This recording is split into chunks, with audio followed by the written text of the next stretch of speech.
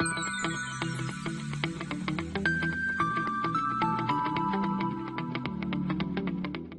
students, myself Mehul Kodia.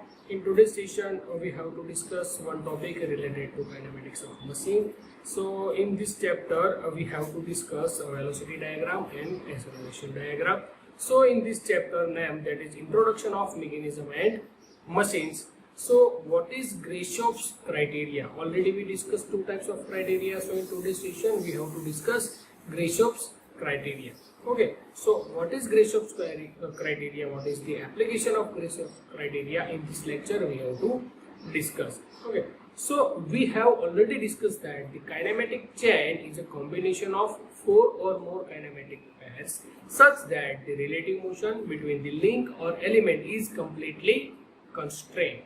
Okay, so this is the diagram for understanding of Grashof's criteria, that is a four-bar mechanism.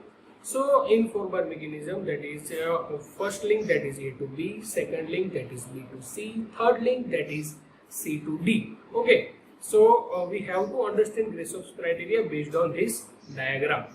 Okay, so in next slide, the simplest and the basic kinematic chain is a four-bar chain or quadratic cycle chain as shown in figure. Okay, so it consists of four links, each of them form a turning pair at A, B, C and D. The four links may be of different length. Okay, understand the length of link AB, link BC, link CD and link DA are different.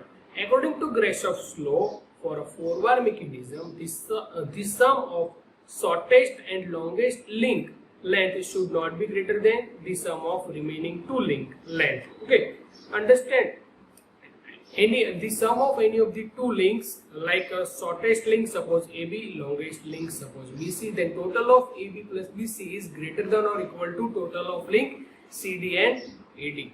Okay, so a very important consideration in designing a mechanism is to ensure that the input crank make a complete revolution relating to the other links. Okay, so according to Grashof's criteria, any of the mechanism is complete when the length of shortest link plus length of longest link is greater than or equal to length of other two links. Okay, so the mechanism in which no link makes a complete revolution will not be useful. In a four-bar chain, one of the link, in particular the shortest link, will make a complete revolution relative to other three links. If it satisfies the Grashof's law, such a link is known as a crank or a driver. Okay, in figure is a crank. The link BC, which make a partial rotation or oscillation, is known as lever or rocker or follower. Okay, and the link CD, which connect the crank and lever, is called connecting rod or